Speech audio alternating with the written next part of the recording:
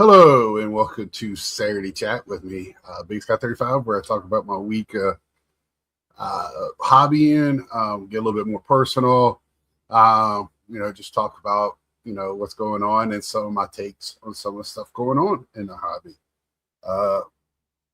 And also today I'm going to do while I'm talking, show some David Wright autos. I don't know if I'll get through them all. I did not realize I had as many as I got. But I'll probably show about half of them this week. And if I don't have something, every other week I should be getting a PSA return, and they're behind. I dropped off at GameStop Friday, like I do every other Friday on my payday. Dropped off my 5 cards. And he told me straight up, he goes, yeah, it's like 75 days. And he tried to blame it on weather. We know this started before the weather. Them doing different stuff. I was on Carlos's channel again Friday night, and Eric brought up, that Dick's Sporting Goods is going to be doing, some at some of their location. I think it was like 1 or 2 locations. But you can see that might be something that they're going to be doing something in the future.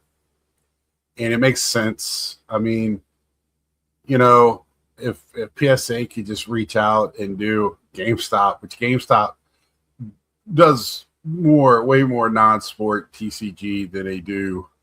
They did that to get a foothold into the TCG market. They don't do a lot of sports, from my understanding, from the ones I've talked to.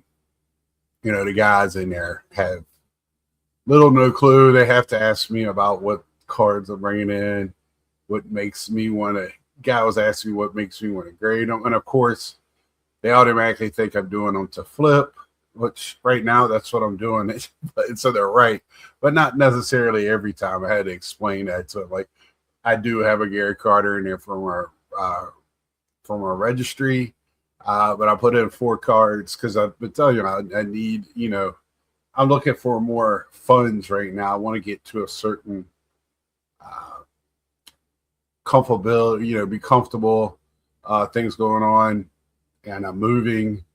I just like to have a certain be comfortable, and I'm just trying to cut down on my spending, trying to change some of my spending habits.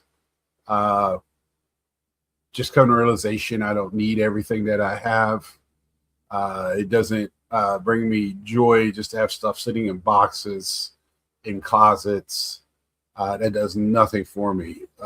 These displays behind me, I love looking at that stuff. The cards of players I really love to watch or learn about. That's what brings me joy. And stuff that, like this Blues Brothers. My friends watching that over and over again in my teens and early 20s, stuff like that just, brings back some great nostalgia and memories. But just start off a little David Wright. So this is from 2023 National. I did not pick this up at the National. This was just in the bag. I just threw something in it that I liked. I really like this patch auto. It's out of 99. I think it's a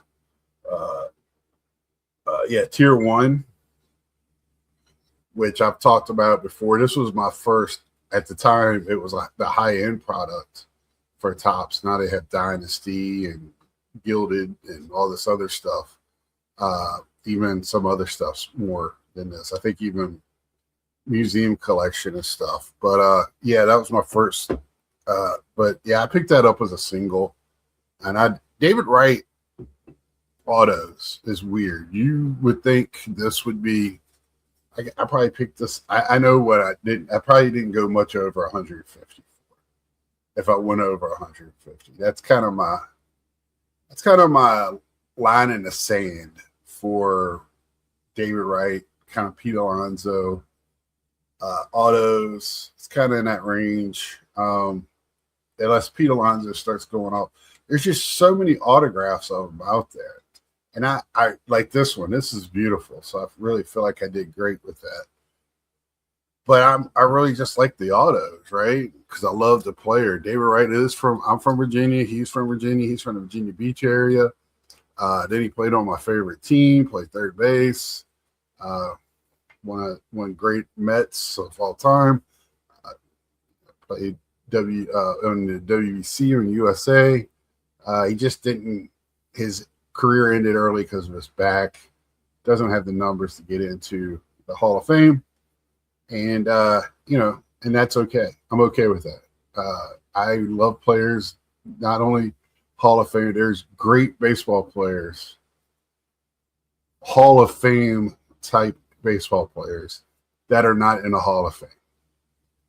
And that's just a fact. And if you're just a Hall of Fame collector, maybe you want to look into some of the almost, the adjacents, the very goods.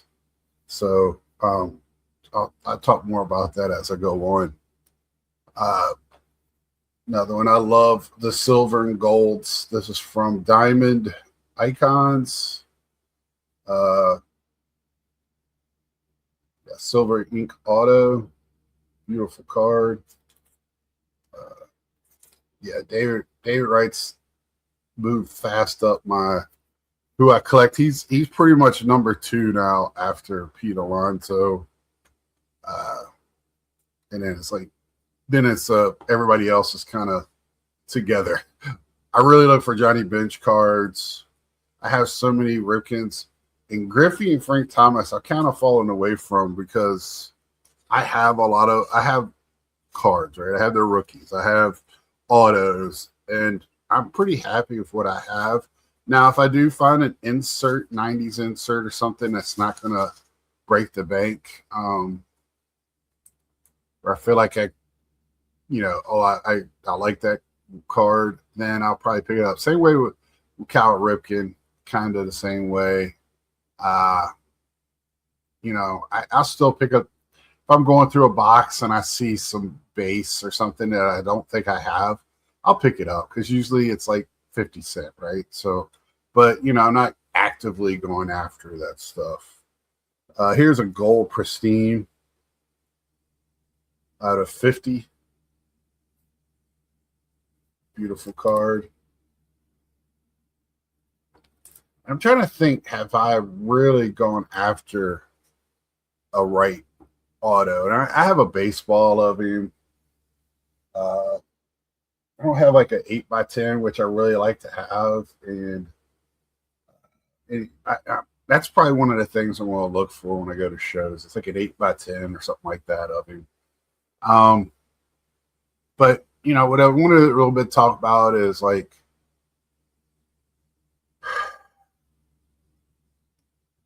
one of the reasons why I've kind of stepped back a little bit from the YouTube, and is, again, I don't like all the stuff that's going on.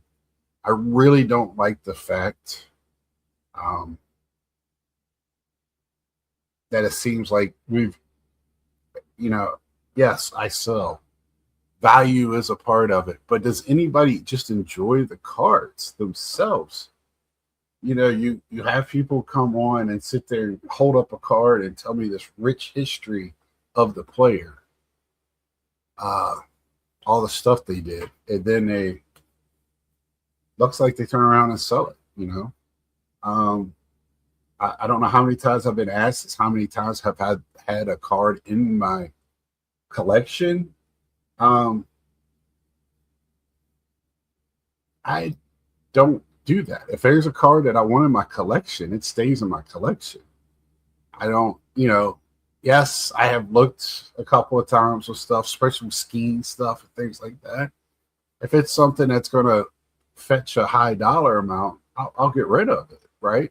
But I probably won't go back and buy another one. It's just not, skiing is not. But I won't do that with like Pete Alonso or Dave Wright. Now, is that stupid? Probably.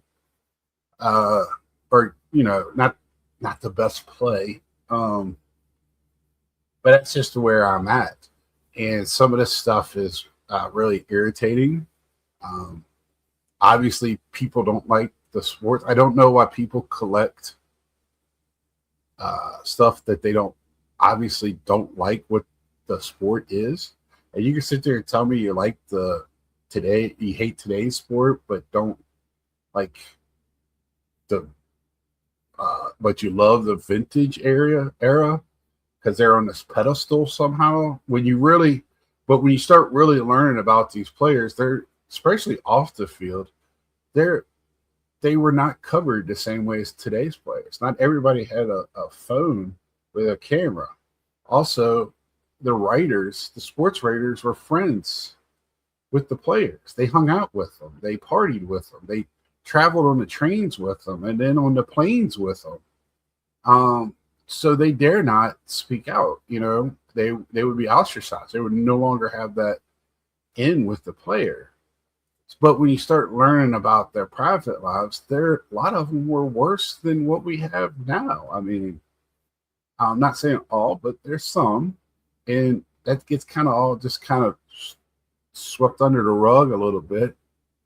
And it just, to me, it's hard for me to wrap my head around. Now, if you're like, I can understand.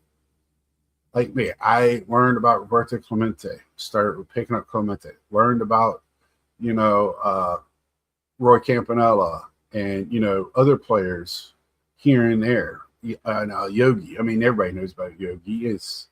And being a love catchers, I kind of went, picking up rookie cards, starting Munson. And, Fisk is on my list. I forgot about him when I talked about 70s cards. There's he. I have to look to see what year it is. I'm getting everything fumbled around in my brain. But, I understand that. But to sit there and just collect vintage stuff or even collect today's stuff and not even know, you only know the prices. And I'm not trying to pick on the vintage guys.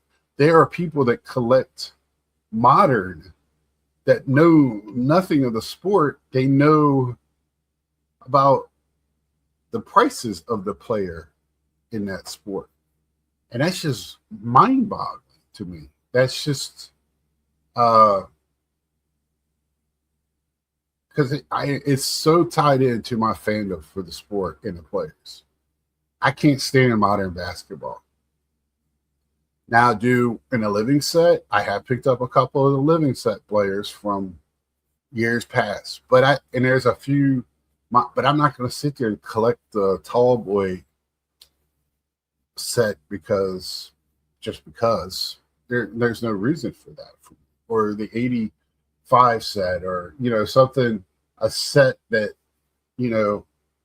because I had never been a huge basketball fan, and I'm not going to sit here and tell you that 70s basketball is better than today's basketball. I used to like college basketball because the players stayed there. I was never a huge NBA fan. My best friend was an NBA fan. We moved in together. There's two things that we only had one TV. So I either sat there and watched NASCAR and basketball and learned about it and accepted it, or we did have a Sega on another TV, but it didn't have cable on it. So that was I was 21 22 years old, living with those three guys in a house. That was so he was my best friend. Well, I sat there and I learned about NASCAR, and I really got into NASCAR for about 10 years, and then I watched basketball, and luckily during that time was, to me, really good basketball. Now, was it better than today? I don't know. I can't tell you. But it was great. It was even pre-Jordan, right? When I first started kind of watching it, and then Jordan era, and it was but college was where it was at for me. I would be late to school staying up West Coast basketball. But it was fun because the players stayed there for 5 years. They didn't transfer portal and all that stuff. So some nostalgia there for me. But I can't sit there and say that the 70s, 60s, or whatever. I know players. I know they're the forgotten players of a sport that nobody really talks about like they do baseball. Baseball, golden era.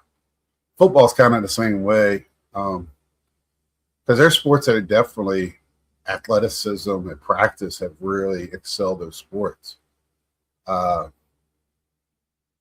so, I don't try to, come back to a point. I don't really have a point other than, it's confusing to me to see or hear about a video of not watching the Super Bowl, um, which is your prerogative. Don't watch the Super Bowl. I don't care.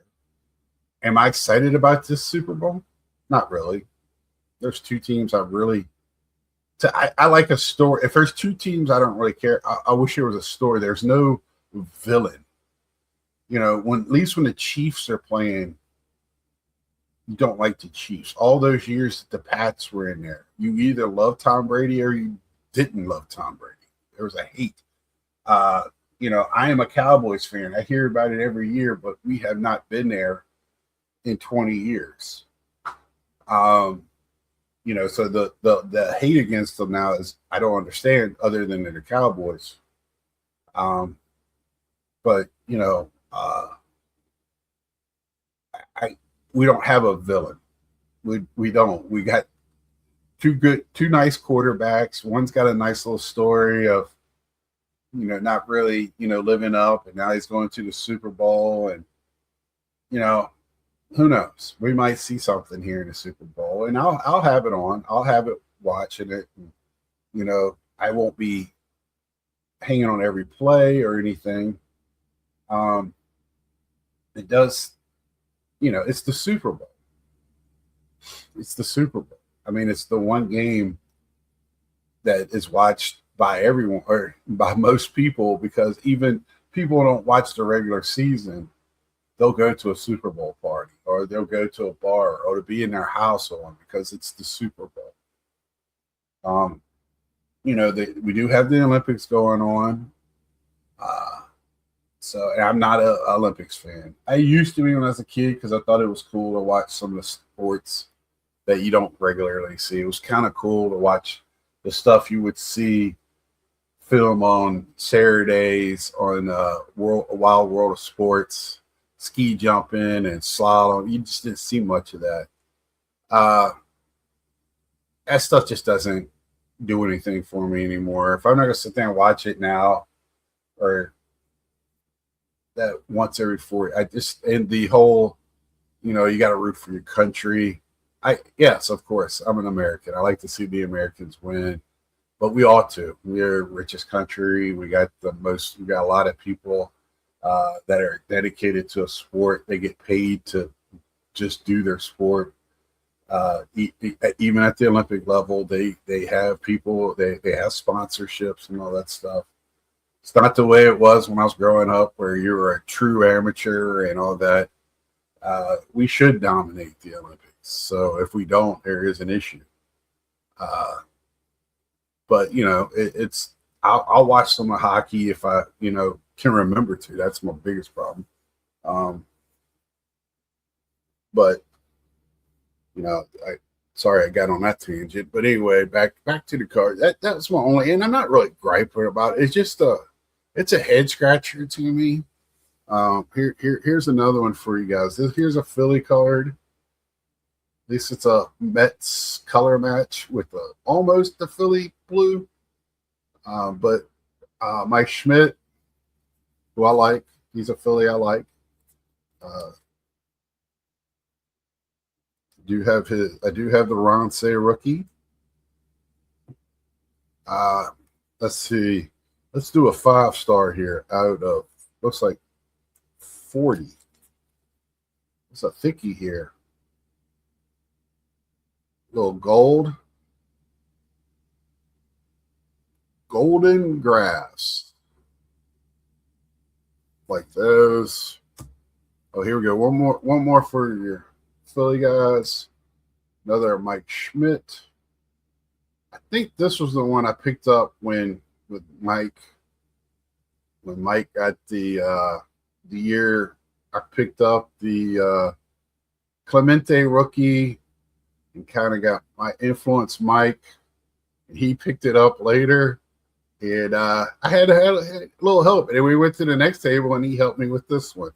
So that's when kind of the first year me and Mike really hung out together, and with Ed and Dave, and got to really know those guys. And and that's out of 24, I think. Oh, yeah. So pretty cool. And this is one I really do like, even though I've seen this one with the better patches. But since I got the plain patches, it kind of brought the price down. I remember getting this one on a bid. Didn't go up as high as I thought it would, but yeah, it's a dual autograph relic card of Pete Alonso, David Wright. So really like that one. Beautiful card. This is a gold frame from the Topps Gilded collection. I talked about it before. Out of 50. This might be my only gilded card I have. I believe I picked this up at a show. And I couldn't believe the price on it. I jumped on it. That's a beautiful card. That gilded one. They did it right. It's just too pricey. It's stupid. It's that other one, that definitive or whatever that they had the party for. I got some of those autos. It's just, I don't understand why people would spend that much money. I see stuff that's okay. Let's get to the next prices. The box prices are starting to get back to stupid again. And it feels like we have another new layer of, we keep talking about people are leaving the hobby. I don't see it. And it looks like we got more people coming to the hobby, and they're coming in thinking that is the normal pricing of these boxes. I don't understand. We talked about it on Carlos's channel.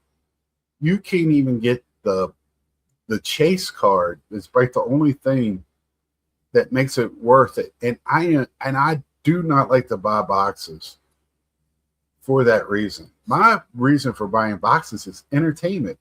Collecting is entertainment. The hobby's entertainment for me. Doing YouTube, part of the hobby is entertainment.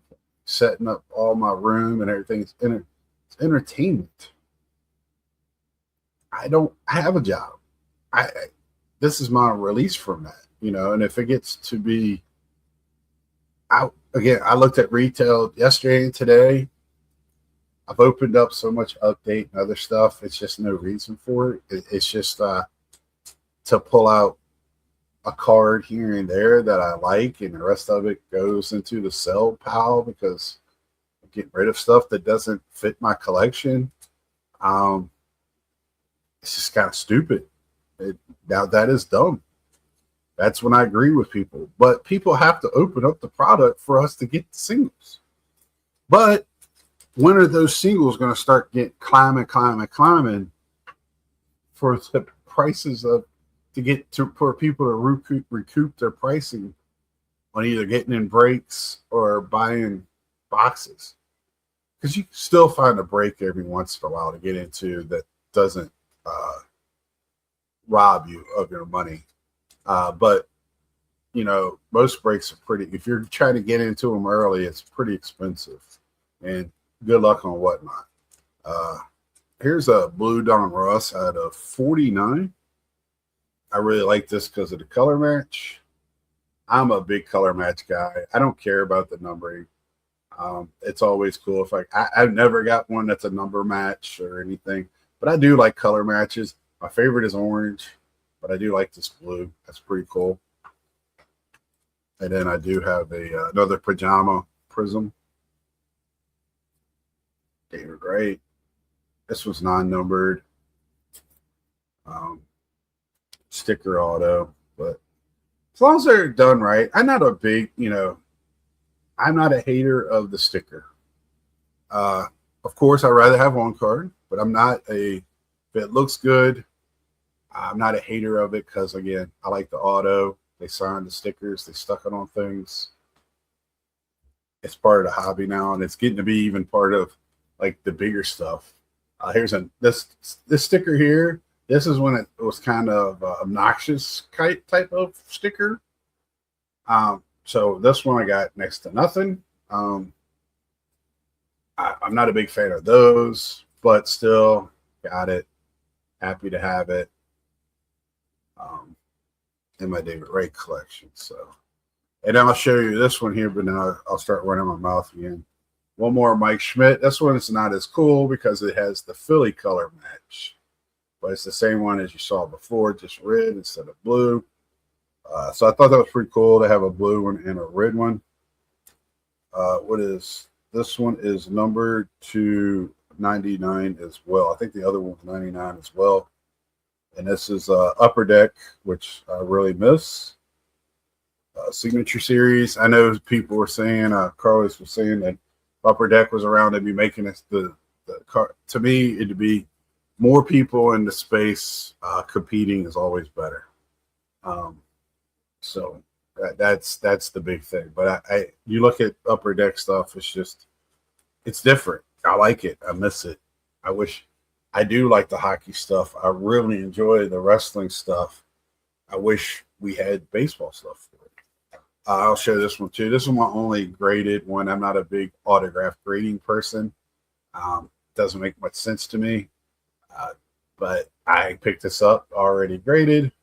So 10. And it's just a card. It's not the grade for the autograph itself, but still nice.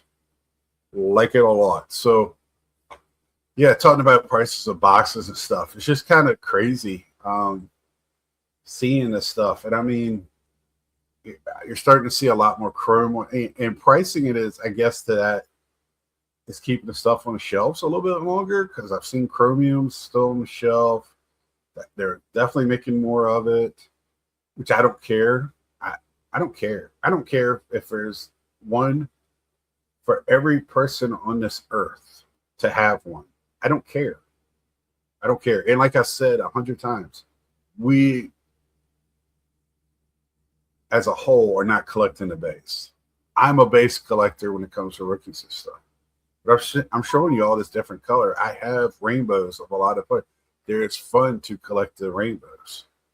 So people really are not collecting base. I love the base rookies, but there's a lot of people are not, especially newer people, they like the colors. They like what they like. And it's not necessarily the base. So, a card out of 50, it's tough to hit that 1 out of 50. So they just bury it in all the base. The base is just a packer. It's just a filler. It's just like when somebody sends you a card from eBay and they put 5 generic cards around it protected. I like it. It's extra cards. Somebody just did that, and there's actually 2 cards that I like, 2 players I like. So thank you. So I just I kind of, that's the way I feel about it. It's just a card to protect the other cards. Is what base is to a lot of people. But anyway, so I don't care if they print it to the moon and back, as people say. I don't care. It seems that's one of the first things you hear. They overprint the stuff. Well, I don't know what you mean by that. Are you talking about base? Are you talking about inserts? Are you talking about autographs? Are you talking about there's too many sets? Are you squabbling? Do you wanted to go back to Topps has 1 set a year? I'd be fine with that. Okay. Or would you be happy with that? So I don't understand when somebody just generically says stuff's overprinted. They don't. And what do you mean by that? What is the next sentence after that? Can you go a little bit further?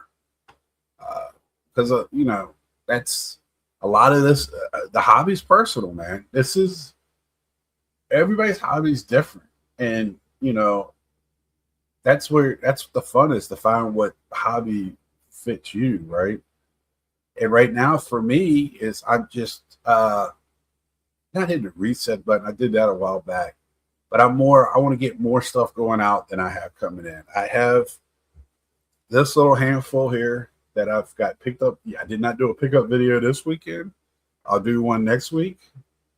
And I'll have one more card I need to open up back here. I think that's my last card that I got out right now. I don't know if I'll wait for the Topps Series 1 to get the team set. There's 2 Mets pitchers. I got to see if they're going to be in Series 1 or not. I think one is in Series 1, and the other one will probably be in Series 2 that I'm high on. That's about it. I don't think, as of right now, this rookie class this year, they do got the one Mets or one Red Sox rookie that they held back, but I don't know if this is going to be a huge Series 1 class or not. So, I'm waiting to see what the inserts look like. I've seen some of the pictures. I don't think Pete's going to be in Series 1. I think he'll be in Series 2 in his Orioles. Might be an update, but I'd be really interested. I can't wait to get his Orioles rookie card. And that's where I'm at with that. So right now, it's just kind of keeping stuff in my pocket. When it comes to my other stuff, I've today got rid of more figures, another tote full of stuff. This is my 3rd tote of stuff that I've gotten rid of. I'm going to fill up another tote. And, I haven't even really, I'm still trimming fat, man. I haven't really started getting there where I'm scratching my head going, do I want to get rid of this or not? Somebody asked me last night how hard it is. And once you start doing it, it feels good. It feels like, weight comes off of you, especially you get that cash in your pocket. If the stuff just doesn't, you look at it and you're like, what am I doing with it? I just get rid of it. If I don't like it, if it doesn't bring me pleasure, it's out the door. Get rid of it, and if I do later want to get it back, I will. I have yet to ever do that. The only thing I've ever done that with is my video games, because when I was growing up, you got the new system, you got rid of the other system. And somebody would buy it or give it to them, and I kicked myself. And, I had to buy back my Sega. I had to buy back some of my Atari, some of the stuff that that I'm nostalgic for. So it's not like I haven't gotten rid of stuff and have to buy it back later. But as an adult, knowingly to sell something, to go, I want to get it back. I don't know. Once it's gone, it's gone when it comes to me in the card world, I think. But anyway, because cards is a little bit different. That's been always my go-to, my favorite thing. Like I said, it's part of my fandom. It's, I watch the players, enjoy watching the games, and it's an extension. So there you have it. I've mumbled on enough. Please hit the like, share. Welcome to my new subscribers. Me and my dad will be on Monday at 7. So we'll be baseball starting up. A lot of teams players are already reporting. I've seen pitchers throwing live BP. So, here we go. That's the one good thing about having the Super Bowl is baseball's right around the corner. So until next time, like, share, tell a friend, subscribe if you haven't, and I will see ya.